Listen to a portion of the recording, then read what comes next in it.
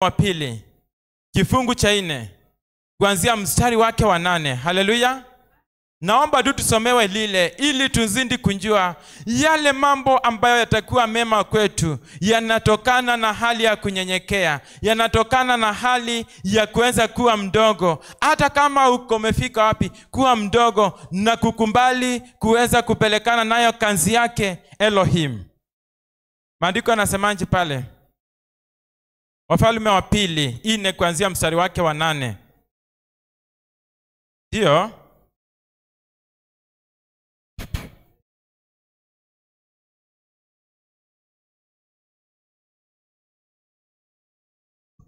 Hata ikawa siku moja Elisha alikwenda Shunemu, na huko kulikuwa na mwanamke mmoja mwenye cheo. Haleluya. Amen. Shalom, shalom. Shalom. Ni vyema wapendwa katika Yeshua tuweze kufuatilia hadithi za wale watu waliokuwa watumishi nyakati zile za mwanzo, na pia tuendelee na kufuatilia hadithi za wale watumishi waliokunja akina Paulo, akina Petro na wale wengine. Kwa maana ile mifano tumepatiwa ili kaweze kutufunza katika imani. Maandiko yanapotueleza kuhusu yule Elisha, tukumbuke wakati alipoachiwa ule aliyakuwa nabii. Hata kuna watu walienda wakamdharau wale vijana, na wale vijana wote wakakuwa wakuangamia, kwa maana walikosa kujua ya kwamba yule ni mtumishi wake Elohim. Na mtumishi wake Elohim ana nguvu ambazo amepatiwa, sio zake ila tu ni za kwa watu ambao wanawatumikia. Ndipo maandiko yanatueleza vile kuliendelea kule. Maandiko yanasemaje? Hata ikawa siku moja, ndio, Elisha alikwenda Shunemu. Ndio. Na huko kulikuwa na mwanamke mwenye cheo. Ndio. Naye akamshurutisha anje ale chakula. Jambo la kwanza tunaelezewa ya kwamba kulikuwa na mwanamke aliyekuwa na cheo. Wakati mwingi tunaposikia vyeo katika dunia yetu, katika nchi yetu, tunajua na tunawaelewa wale watu walio na vyeo. Jambo la kwanza ni kama wale mawaziri, wale ministers, wale PS, wale walio na vyeo tofauti masio na wale wengine. Wale ni watu wanaojulikana ya kwamba katika ulimwengu wa sasa wako na mamlaka walionayo. Na wakati huu tunaelezewa hadithi ya nabii na mtu aliyekuwa na cheo. Ningependa tusikilize vile yule mtu aliweza kunyenyekea, bali kuwa na cheo chake akaweza kukumbali yule mtumishi Elisha jinsi alivyokuwa, na kwa hivyo wakaweza kuwa napelekana namna gani? Kawa kila alipopita njia ile, wakati alipopita njia ile, yule nabii Elisha huingia kula chakula. Alikuwa anaingia kwa yule mwenye cheo, mwanamke anakula chakula. Yule mwanamke akamwambia mumewe, ndio, tazama, mimi naona ya kuwa mtu huyu apitaye kwetu mara kwa mara, ndio, ni mtu mtakatifu wa Mungu. Ndio. Na kuomba tumfanyie chumba kidogo ukutani.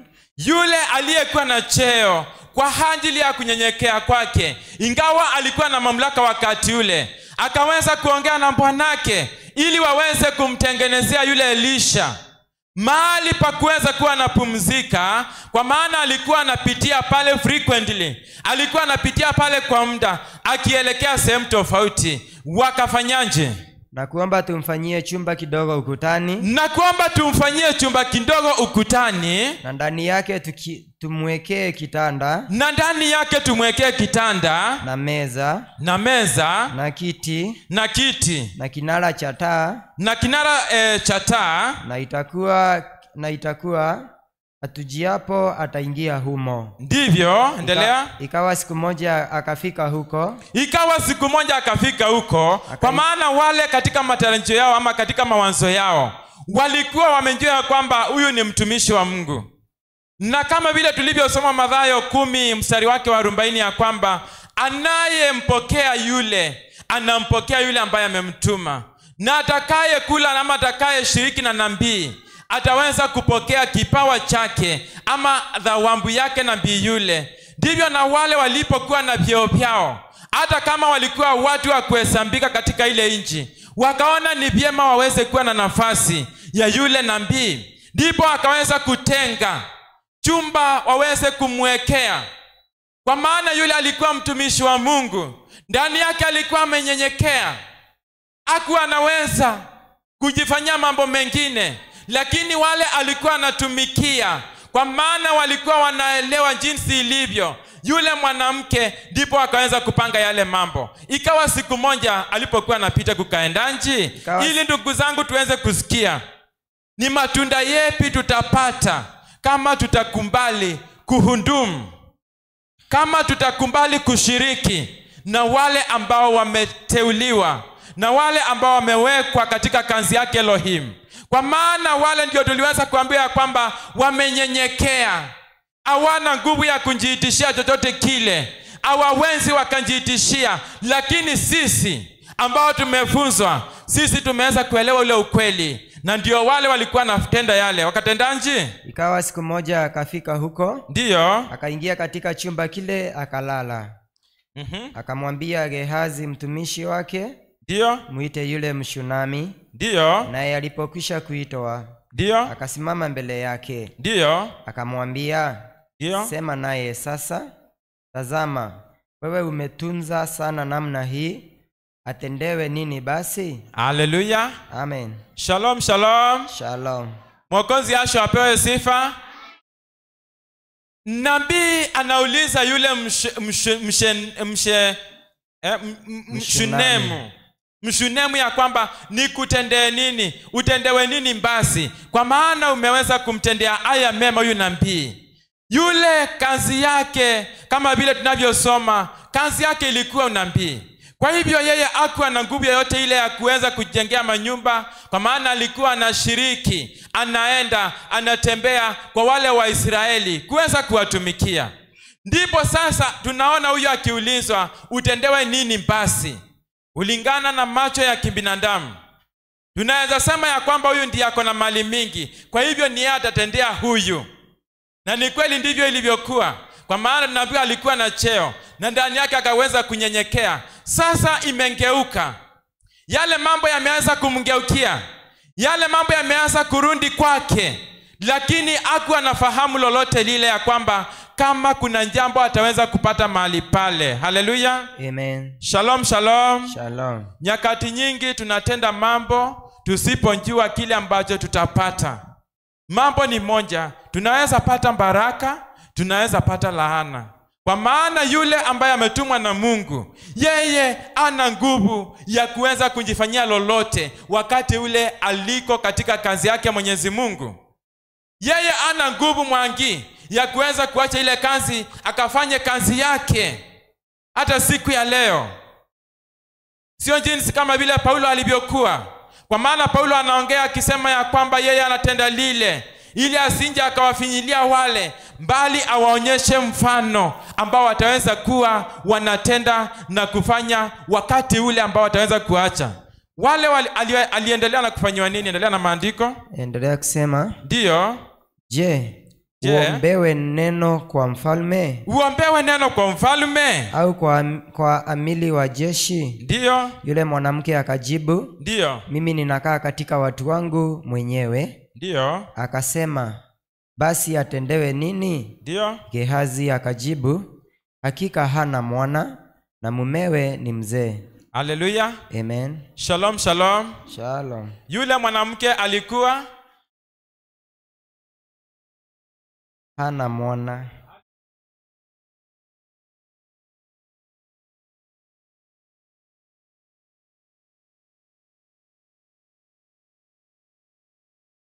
Akamwambia akamuite. Naye alipokwisha kuitwa, akasimama mlangoni. Ndio. Akasema, ndio, panapo wakati huu mwakani utamkumbatia mwana. Wewe uliyemhudumia yule mtumishi wa Mungu, wewe utamkumbatia mwana. Haleluya. Amina. Shalom, shalom. Shalom. Endelea. Akasema, panapo wakati huu mwakani, ndio, utamkumbatia mwana. Ndio. Akasema, la. Ndio. Bwana wangu, wewe mtu wa Elohim, usiniambie mimi mjakazi wako uongo. Ndiyo, haleluya. Amen. Shalom, shalom. Shalom. Yashua wetu apewe sifa. Yashua wetu asifiwe. Amen. Haleluya. Amen. Mwangalie aliye karibu nawe, umuulize kama anataka baraka. Kama unataka baraka wewe, fanya kitendo kwa watu wake Mwenyezi Mungu. Haleluya. Yule mwanamke alikuwa ameishi ile miaka yote. Na zaidi ya hayo, maandiko imetuambia alikuwa mwenye cheo. Na alipotenda kile kitendo cha ukarimu, ndani yake hakuweza kuwa na mpango wowote ule ya kwamba ataweza kupokea yule mwana. Lakini kutokana na yale mambo aliyoyatenda bila kunjua kwa mtumishi wake Mwenyezi Mungu, yale mambo mema ambayo hajawahi pata maishani mwake yameanza kumurundia. Haleluya. Shalom, shalom. Wakati Mwokozi aliweza kuacha akina Petro na wale mitume wengine, Paulo utupatia hadithi mno ya yale makanisa yaliyokuwa yanawashikilia. Na mimi najua, ingawa labda hatunjaandikiwa, wale watu ndani yao waliweza kupata vipawa. Ndani yao waliweza kuona ishara kutokana na yale mambo waliofanya. Ningeomba tu tusomee tu Wakorintho wa pili 8 kuanzia mstari wa 1. Tusikie Paulo mwenyewe anazungumza yepi kuhusu wale waliokuwa wameamini kule Makedonia na kule kwingine. Na ule ni mfano tunaopatiwa siku ya leo. Tunajua ya kwamba ni mingi tungesoma, lakini naomba tu tusomee tu hapo mwanzo tusikie vile maandiko inasema. Wakorintho wa pili 8 kuanzia 1.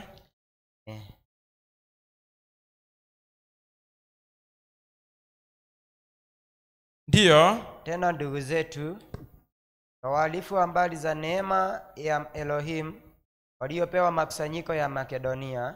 Haleluya. Amen. Shalom, shalom. Shalom. Shalom. Ule wakati mwingine tuliweza kuhubiriwa na tukaambiwa vyema, ni vizuri sisi tukumbali neema. Ni vizuri sisi waumini tuipokee neema tuliyopatiwa na Mwokozi wetu. Kwa maana tunapopokea ile neema ndio inatuwezesha kuyatenda mambo yaliyo makuu. Ile neema ndio inatuwezesha kutoka kiwango kimoja hadi kile kingine. Lakini kama utakosa neema, basi mambo yako huenda yakawa magumu. Na ndipo Paulo anaanza na kushuhudia, anaanza na kuwasifu makanisa ya Makedonia kwa maana ya ile neema waliokuwa wamepatiwa. Neema iliwawezesha kufanya kitu gani? Maana walipokuwa wakijaribiwa kwa dhiki nyingi. Haleluya. Amen. Shalom, shalom. Shalom. Wakati mwingi sisi tunapojaribiwa kwa dhiki, tunaanza kutukana, tunaanza kuwekania blames, excuses. Tunapojaribiwa kwa kukosa, unaanza kusema sina chakula, sina karo, sina rent, sina nini. Hiyo ndio ile dhiki unayojaribiwa ndani yako. Lakini muumini jua ya kwamba kuna watu walianza kujaribiwa na hiyo dhiki wewe unayoona siku ya leo ulionayo. Wale wa Makedonia, dhiki yao maandiko yanatuambia kwa ajili ya neema, ile dhiki haikuweza kuwashinda, kuweza kuwakarimu, kuweza kuwatendea mema wale watu waliokuwa viongozi ndani yao. Kwa maana Waefeso 4 inatueleza ya kwamba Mwokozi wetu Yeshua alipopaa mbinguni aliweza kuteka mateka na akaweza kupeana vipaji katika nyumba yake, akaweza kuatiwa wengine. Ndipo Paulo anaendelea na kutushuhudia ya kwamba anayetamani kazi zingine, for example kazi ya askofu, afanya vyema. Hiyo ni mojawapo ya zile vipaji tunaona zikifanya kazi katika nyumba yake Elohim. Haleluya. Maandiko yanaendelea kusema nini? Maana walipokuwa wakijaribiwa kwa dhiki nyingi, walipokuwa wakijaribiwa kwa dhiki nyingi, wingi wa furaha yao na umaskini wao uliokuwa mwingi, ndiyo, uliwaongezea utajiri wa ukarimu wao. ndiyo, Maana nawashuhudia kwamba ndiyo, kwa uwezo wao na zaidi ya uwezo wao, ndiyo, kwa hiari yao wenyewe walivitoa vitu vyao. jambo la kwanza, kwa hiari yao wenyewe bila kusukumwa, kwa ajili ya ile imani, mafundisho ya mitume walioweza kuwa wamepokea, walitoa vitu vyao bila kusukumwa. Kwa ajili ya nini? Endelea.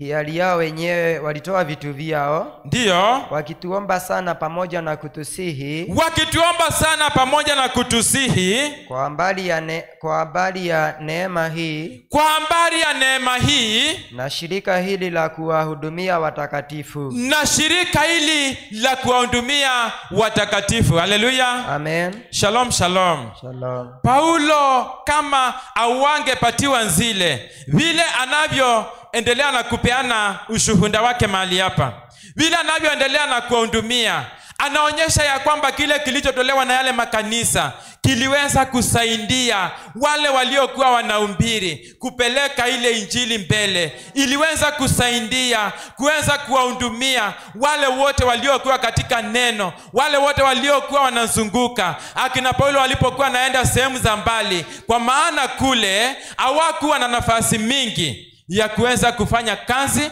kwa mikono yao wenyewe. Haleluya, amen. Shalom, shalom.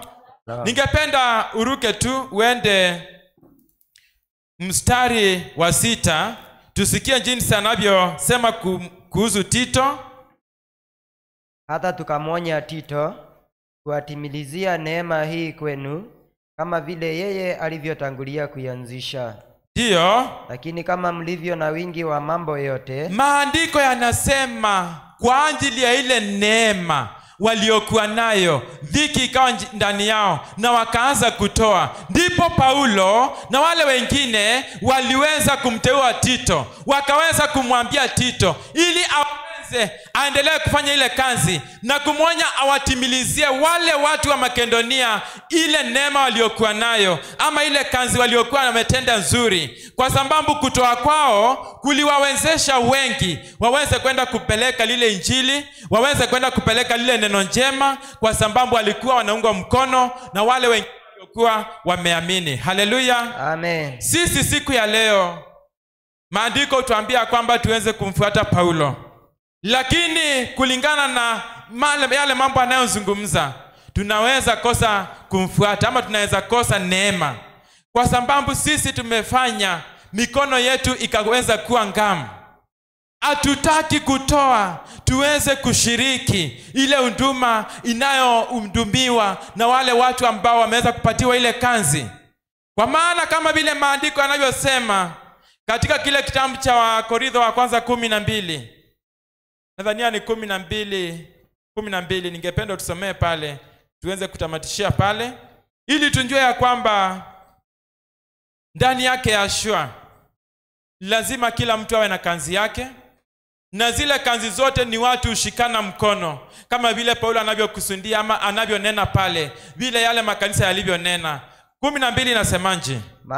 Maana kama vile mwili ni mmoja, ndivyo nao una viungo vingi, ndivyo na viungo vyote vya mwili ule navyo ni vingi, ni mwili mmoja, vivyo hivyo na Masihi. Makanisa ya Makedonia, kulingana na ile injili waliokuwa wamepatiwa, walikuwa wameelewa vyema ya kwamba kanisa la Yeshua ulio mwili ni mmoja. Haleluya, amen. Wewe umeamini hivyo? Naam. Shalom, shalom. Shalom. Na kwa hivyo kupitia ule mwili ndipo sisi tunajulisha ya kwamba tuko na viungo vingi, na zile viungo maandiko yanasemaje? Endelea. Kwa maana katika roho mmoja sisi sote tulibatizwa kuwa mwili mmoja, ndiyo, kwamba tu Wayahudi au tu Wayunani, kwamba tu Wayahudi au tu Wayunani tumebatizwa kuwa mwili mmoja, ikiwa tu watumwa au ikiwa tu huru, ikiwa tu watumwa au tu huru, sisi sote tulinyweshwa roho mmoja. sisi sote tulinyweshwa roho mmoja. Haleluya, amen. Shalom, shalom. Shalom. Mwokozi wetu Yashua apewe sifa. Amen. Ni vizuri kanisa tukubali ya kwamba katika nyumba yake Elohim, katika kanisa yake Yashua, viungo ni vingi sana. Na kila kiungo kina kazi yake. Na maandiko tunenea ya kwamba kila kiungo kazi yake haiwezi ikafanywa na kile kingine. Lakini kile kiungo kikifanya, kile kingine kinapaswa kifanye kazi yake. Kuna watu wamepatiwa vipaji vya masaidiano. Kuna watu wamepatiwa karama tofauti tofauti. Wewe kama muumini ni vyema uweze kujua. Yule mwingine amepatiwa kipaji, for example cha uinjilisti. Wewe ambaye hauna, unahitajika kuweza kumuunga mkono.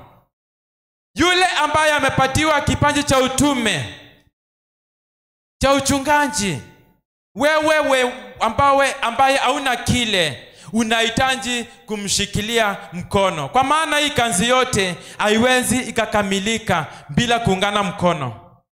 Hii kazi yote haiwezi ikatimilika bila kushikana mkono. Kwa sababu unapokuwa nyumbani, kuna mtu ambaye anatembea akienda kuona mtu mgonjwa mahali. Kuna mtu ambaye amepingiwa simu. Kuna mambo fulani yamehappen mahali. Hizi ni harusi tunazo. Kuna mtu amepingiwa simu na kijana.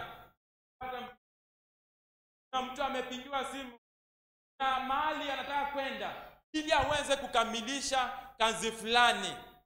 Na wewe ile kazi kama hauna ukiipatiwa, hautaiweza. Hivyo ni vyema bali kanji vilivyo katika nyumba yake Elohim na kuweza, kama vile Elisha aliweza kuhudumia yule Elia hadi wakati alipoweza kuachiwa ile kazi.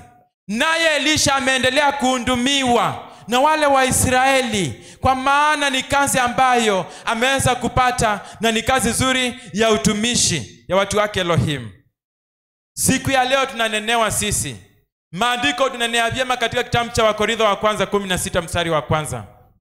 Najua ya kwamba utatusomea kwa haraka kwa maana sina muda mwingine.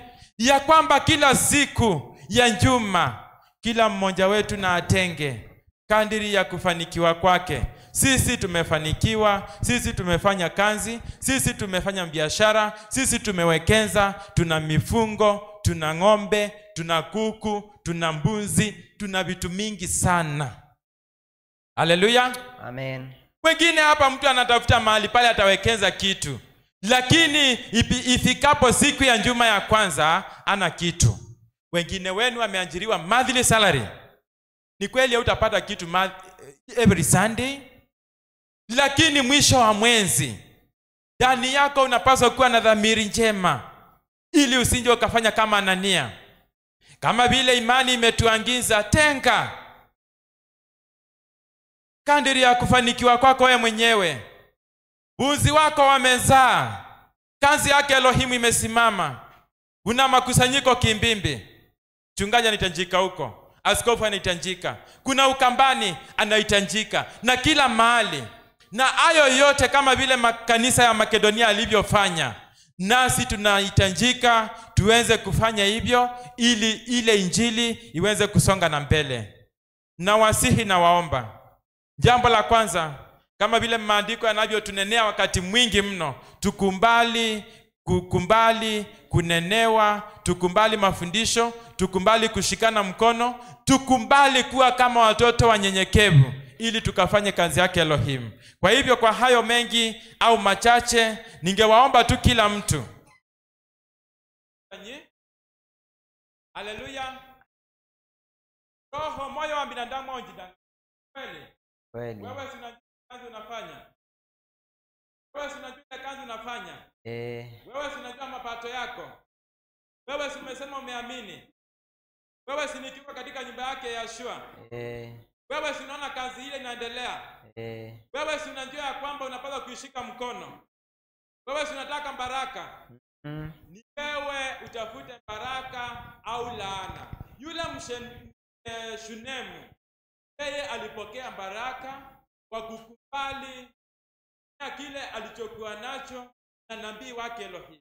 Na kama angetumia, angeweza kupata mwana. Tumekaa na mashinda watu wengi mahali hapa kwa kukosa kutoa. Tumekaa na matatizo, na yale matatizo tutaendelea kukaa nayo kama hatutakubali kutoa. Hicho tulicho nacho tuweze kutufungulia mlango mwingine.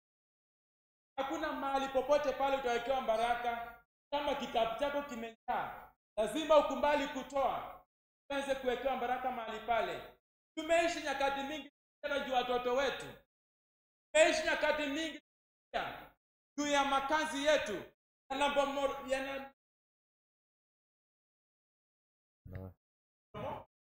Lakini ni kufanya nini? Tumekosa kutoa kwa ile huduma yake Elohim.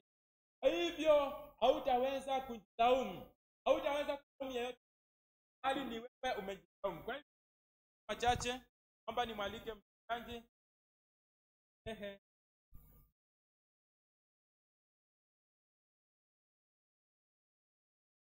Niwasalimie. Hamjambo katika Yashua. Hamjambo tena. Nashukuru pia nami si jambo.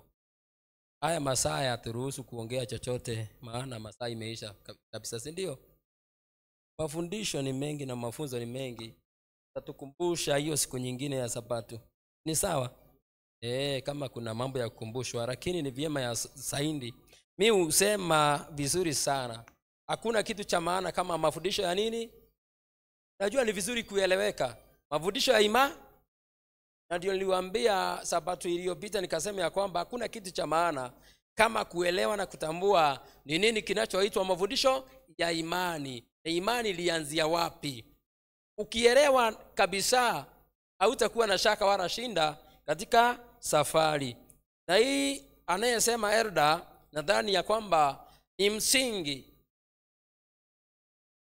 msingi kabisa wa mafundisho ya imani kwa wale wote wameamini. Baba yetu apewe sifa. Hakuna utendaji kazi wowote hata kama ni kwa mama yako. Shalom. Unaweza endelesha jambo lolote pasipo nini? Sema pesa. Hapo sijui nimeongea. Ni ukweli ama si ukweli? Wewe juu uko pale huko. Tangu Sabato hadi sasa. Umetumia pesa mahali? Ongea ukweli mbele zake Elohim. Umetumia kwa nyumba yako? Ninyi mko wangapi hapa? Mko wengi? Mnahitaji huduma ambayo sasa ni mtu ajipange, si ndio? Mwenye anataka kuhudumu ajipa. Ni ukweli? Kama kwa nyumba yako wewe unatumia hiyo unatumia. Yashua be siva. Na wewe unasema ya kwamba uliitwa. Na unaamini ya kwamba kuna vipaji Bwana aliweza kuinua na kaziweka ndani ya simtumikie. Wewe unakaa kwa nyumba na si vibaya, lakini kuna wengine hatuoni wanafanya kazi na bidii sana, wanaacha mambo zao na wao kwa mafundisho ya imani na msingi wameimiswa wakutumie wewe ili wafike mahali wanakokwenda. Baba ape sifa. Ni msingi wa mafundisho ya imani ama ni kufikiria? Ni msingi. Na kama ni msingi ukose, kuna sema asubuhi akasema kama utakosa kutimiza andiko ujua kwamba hauna roho ndani yako. Unakumbuka mahali kama hiyo? Ni vyema sana kujaribu kutafuta ule msingi ambaye umejengwa juu yake, ili kwa ule msingi usije ukakosea jambo. Bwana ape sifa.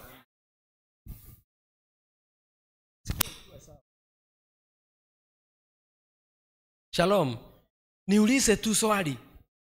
Shalom. Sasa ama nisiulize. Juu siku ya kwanza ya nini? Inasema nini? Biblia inasemaje? Wacha tusomewe. Na hata tusijibu lakini tusomewe tu. Kwa ajili ya watakatifu. Swali ni je, kuna watu kama hao kwa kanisa? Ndio. Mimi sitaki ufikiria ati kama umesoma kuna watu kama hao kwa kanisa. Ndio. Ama hakuna? Kunao. Kuna wao. Kama unaamini kuna wao na unasoma unaona kuna wao, maandiko inasini kusemaje? Maana Paulo akisema hivi anamaanisha kuna wao ama hakuna? Anamaanisha kuna wao. Anasemaje?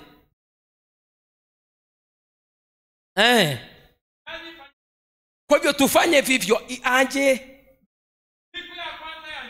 Ni msingi wa mafundisho ya imani. Kila siku ya kwanza ya juma mtu afanye nini? Mtu kwenu na aweke akiba kwake. Wakati ya kufanya kwake. Kama tunafanya kazi yeyote, unatenga kiwango unaweka kando. Hiyo ni swali. Na je, ni msingi wa mafundisho ya imani ama si msingi? Kama hautengi, unaona kama umefuja ule msingi ama umeukalia. Nataka ujijibu wewe mwenyewe, maana sijui nisemeaje, lakini nataka tueleanwe. Kama umefuja ule msingi, mko pamoja na mwenye alisema, mwenye alikufikishia ule ujumbe wa Injili, mko pamoja kweli? Na Paulo anasema yeye ndiye atasimamisha waumini mbele ya mwanakondoo. Ama hatujasoma yale maandiko? Ndio mnaona sana tunahimiza watu kuweza kufuata saindi yale mafundisho tuliyopokea kutoka kwa kina Paulo. Bwana apewe sifa. Maana yeye anasema ya kwamba atatusimamisha mbele zake mwana kondoo tukiwa kama binti bikira ama kanisa. Shalom. Wewe na mimi tukiwa kanisa, kama tutafuja huu msingi, akitusimamisha pale, tutakuwa wa kuhukumiwa ama wa kupita. Biblia inasema kila siku ya kwanza ya nini? Mtu afanye nini? Ayaweke wapi? Wewe chenye unaleta hapa, unakuwa umetoa mahali ulikuwa umeweka ama unakumbuka unaleta? Na mafunzo ilituambia kwamba tuwe kama watoto wandogo. Tuwe watoto kama watoto wandogo. Wanapewa sifa. Ili kunyenyekea kuonekane, maana ni kujishusha. Si ni ukweli? Shalom. Kama tunaelekezwa na hili neno, ukweli ni kwamba kila mtu anastahili, kama wewe ni mfanyikazi, utenge. Sawa sawa? Hiyo.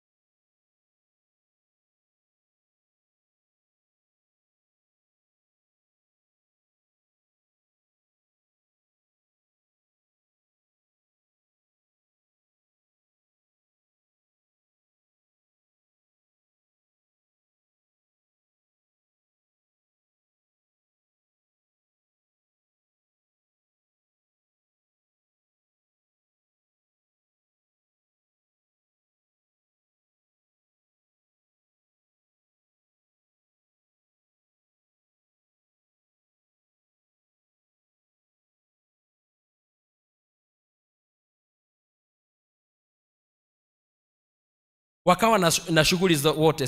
Si ni ukweli? Kwa hivyo walipokuwa na kila mtu shughuli zake, basi wakatemwa wote.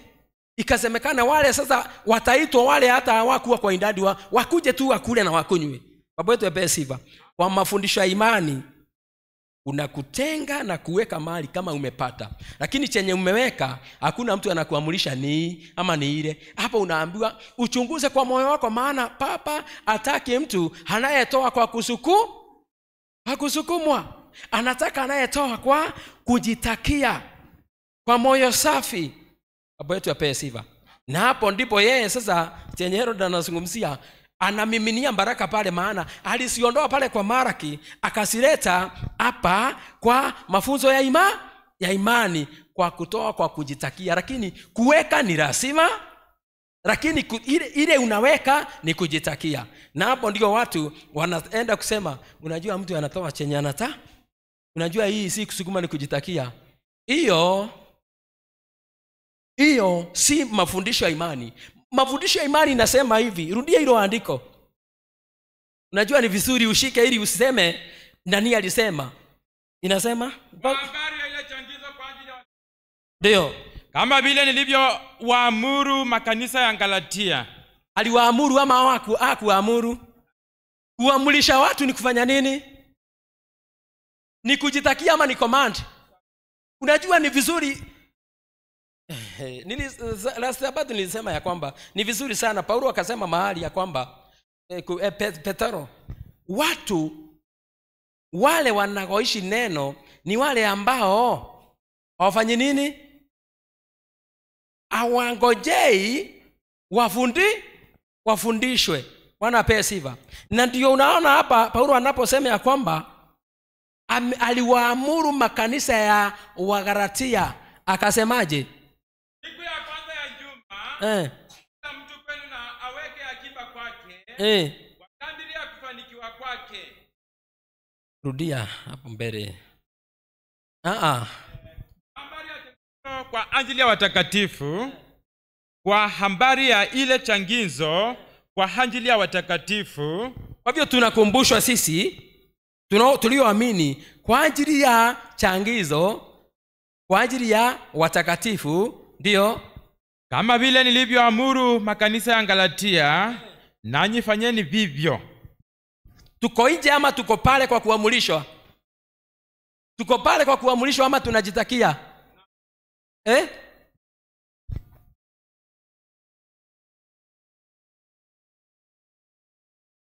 Wacha tusomee Kikuyu kidogo basi.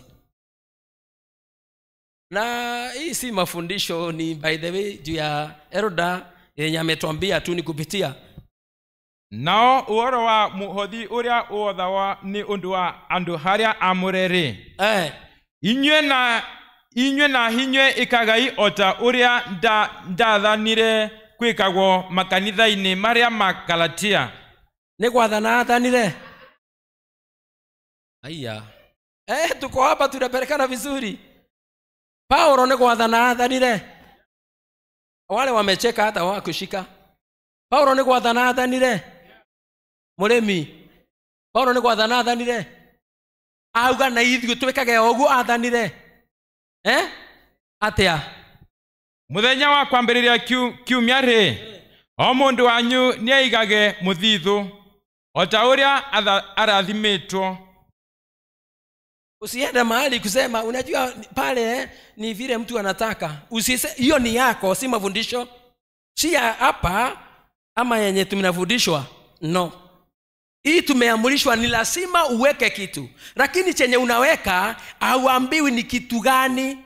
As long as umeenda kasi yenye hata kama haina shinda. Si umetii umeweka.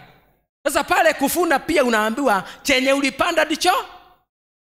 Hapa kuna shinda. Watu wajua kwamba kuweka pale imekuwa hiyo ni lazima, lakini chenye unaweka ndio tunasemanga mtu anaweka chenye anata. Hapo hakuna mtu anakuamulisha ama kuangalia. Mbali Mungu tu. Mungu anakuangalia. Shalom.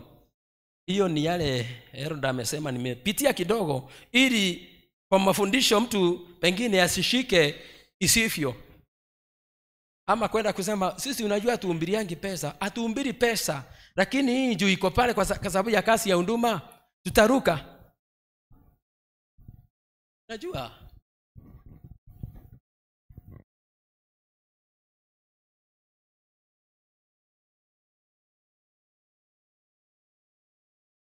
utaka nywele ile ndo ikeri itetiguo tui kuri uria maanishaga, si ndio? Ndangemenya. Sasa mimi sitaki kusema mambo mengi, lakini najua ya kwamba hiyo Paulo alisema kwa sababu yeye alipata shinda mpaka akatumana asaidiwe na makanisa fulani, na akateta sana, akasema yani napewa vitu nije niwatumikie nyinyi kutoka kwa watu wengine. Baba yetu apewe sifa. Juu alipokuwa anaitisha zile kanisa walikosa na akawaraumu sana. Bwana wetu apewe sifa. Hiyo ni ya siku nyingine, si leo. Ni hiyo umeongea, nimetia nguvu kidogo kwa hilo andiko tu, lakini kuna mambo mengi ili kazi ya huduma tuweze kuifanya kwa ile kazi inayofaa. Baba yetu apewe sifa. Hauwezi kuran jambo lolote pasipo pesa. Hiyo ni ukweli. Kanisa hakuna mtu analipwa, ingawaje maandiko inasema hata wengine walipwe. Okay, mimi ni msomaji na mwenye kujifunza mafundisho ya imani sana ndio nasema, wengine imesema hivyo, lakini hata kiwango ya kuambia watu hivyo haijafika. Na nikawaambia kuna wale wanaitwa the full time ministers. Akipatikana maandiko yako tutayasoma, na sasa utakuta ya kwamba iko pale, na kama hayuko, baba abe sifa, basi hayuko yale maandiko yake, wacha ikae hivyo. Baba abe sifa. Lakini kama kuna wanahubiri, mhubiri anastahili kumfundisha imani, apate chakula kutoka kwa ile kazi anayofanya ya huduma. Kumfundisha nini?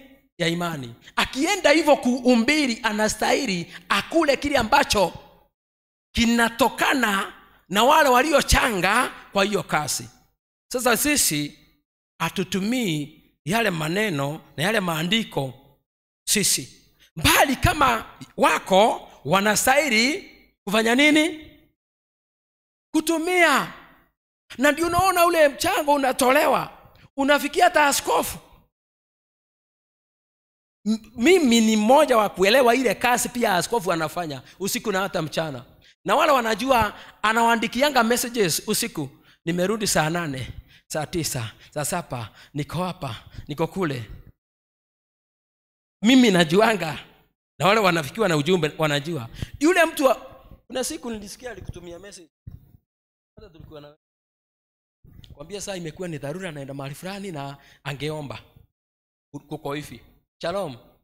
Naenda tu nasikia huko ametoka ubatizo, amefungua kanisa pale. Kuna wakati alikuwa na kikundi kubwa sana mahali fulani. Wacha tusiongee hiyo, lakini nataka kusema ya kwamba kuna wale wanadimandi na wanastahili, wakidimandi wapokee. Shalom. Kuna wengine wako nyumbani, mtu anatoka kwake kama Papa Karimi. Natoka kwangu, naenda pale kasini, naenda kutapatana na watu pale, ati nawaitisha pesa ya nini? Hakuna. Shalom. Tunaeleanwa. Mimi narara kwangu, nakula kwangu, kama niko na kazi nafanya. So to me, nadhani sina jambo naweza sema. But kuna wengine wanafanya ile kazi na bado tunashikana kiimani, tunafanya kazi moja, wanademand na wanastahili. So to those they deserve what we are correcting here. Wanapewa sifa. Na tunatoa kwako na kwangu na kwa yule mwingine. Ni mafundisho ya nini? Ya imani. Papa apewe sifa.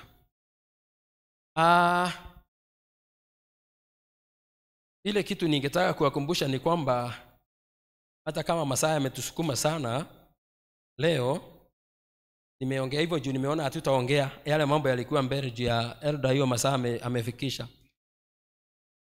Tuko na mchango tu wa kupanga venye tutaweza kusaidia ndugu yetu Wamai.